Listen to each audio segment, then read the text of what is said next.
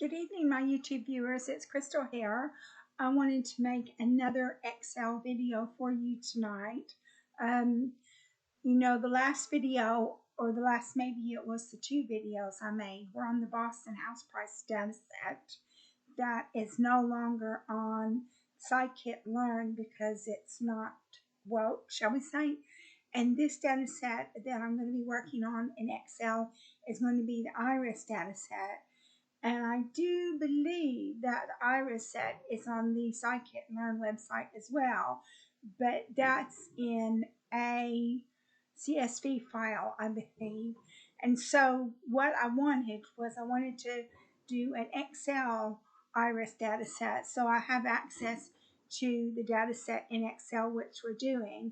And so what I wanted to do ultimately is to make a very simple dashboard, because obviously I'm trying to work on my Excel skills to improve my Excel skills. So I'm learning how to make dashboards. So the dashboard that I make is not going to be very elaborate, but I made it, and so I figured, well, if I made it, maybe other people would like to know how I did it. So the first thing that you do is you get your raw data. So this is the page that my raw data is in. And then after I've got my raw data, then what I do is I copy that data into another page. And then when I copy that data into another page, what I do is I'm going to convert it to a table. And so you can see here in home, in the home ribbon, it says format as a table. And then you can come over here and you can format it the way you want to format it. So I formatted mine with blue header columns. And then after you've formatted it with a table, it will ask you if you want to give it a name. Let's see. It will ask you if you want to give it a name, so you can give it a name as well. But I think mine is just table 1. But if you want to give it a name like Iris table or something like that, you can do that as well. And then so after you've got your table set up, and what I would highly recommend is you have one page with your raw data and then a second page that you with the table. So if anything happens to the table, then you've still got your raw data. That is what I would recommend that you do. Okay, now after we've done that, we want to make some pivot tables. And so how you do the pivot table, you go into Insert and you go Pivot Table. And then what we're going to do in this instance, we're going to make the pivot table a new worksheet. But I'm not going to do another pivot table because I've got some pivot tables already. So we've got our pivot table here. What we've done is we've set the pivot table up, and well, I think I will do a pivot table.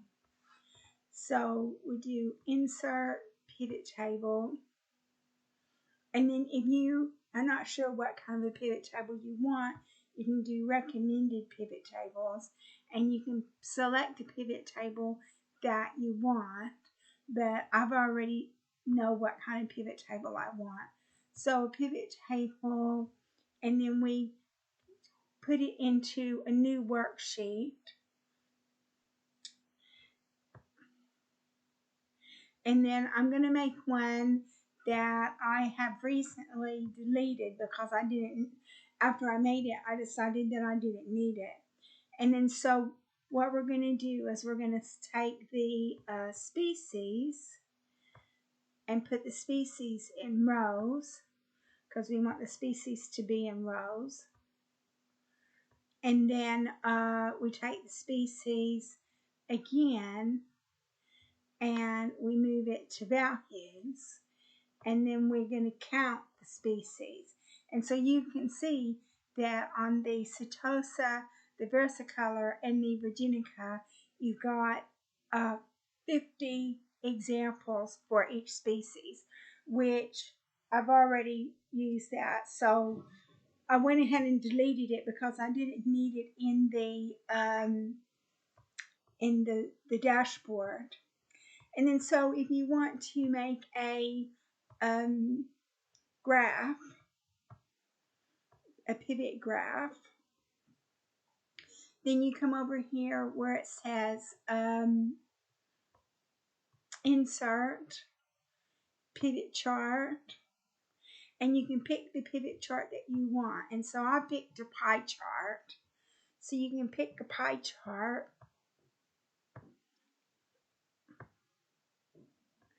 and then you can select what you want with your pie chart, because you got, this is like your edit tool, so you can change the color if you want to change the color. So I'm going to change the color to monochromatic. And then so you can say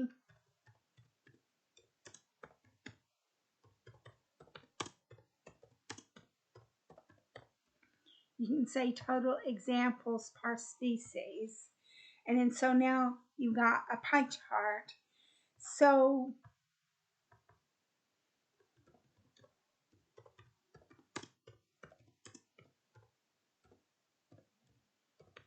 we're not going to use this in the dashboard, however.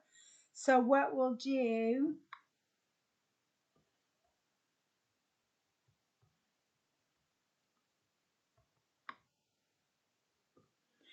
is we'll pick another pivot table that I have already made, and we're going to say, we're going to come over here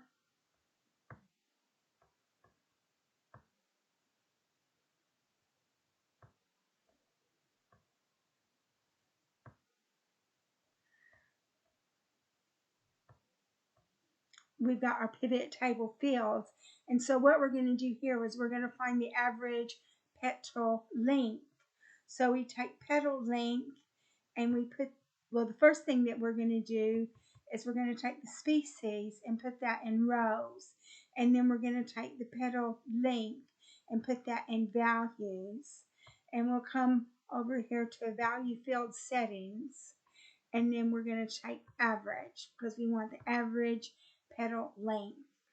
And then so we've done that with the petal length per species. We've done it with the petal width per species, doing exactly the same methodology.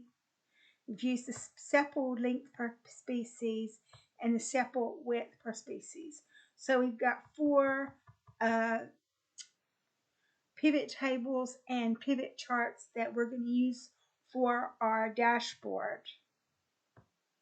So you create another page and you call it dashboard, so you can identify it as a dashboard, and you put this page as the very first page in your worksheet, and you copy and paste all of your pivot charts, and I've got 4 that I used, all of your pivot charts onto that page. And after you've copied and pasted all of the pivot charts, then what you want to do is you want to set up a slicer. And so you come over here to where it says insert, and you click on to slicer, and then you pick what you want your slicer to be. And then I wanted my slicer to be the species. So if you come over here to slicer, you click onto the chart, and then you come over here to slicer, and then you click on the species, and then you click OK, but I've already done that. And then what that will do, and then you double click onto the actual slicer, and it says report connections. And then on the report connections, then what you do is you pick the pivot tables that you want this slicer to pertain to, or the pivot charts. So we want the petal length, petal width, sepal length, and sepal width. And so you would click OK, but I've already done that, so I just click cancel. And then so now what you want to do is we can pick Virginica, and then if you pick Virginica, that's going to give you the average petal length, the average petal width, the average sepal length, and the average sepal width.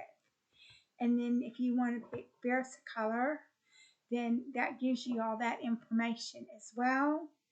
And if you want setosa, that gives you all that information as well.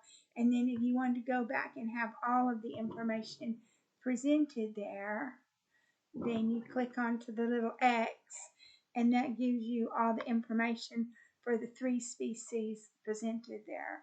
So now what we have is we have a very simple dashboard with the iris flowers, with the petal length, petal width, sepal length, and sepal width. We've got one slicer where all 4 of those pivot graphs are connected to that one slicer. And so when you select one particular species, then all 4 of those charts will give you the average of that species.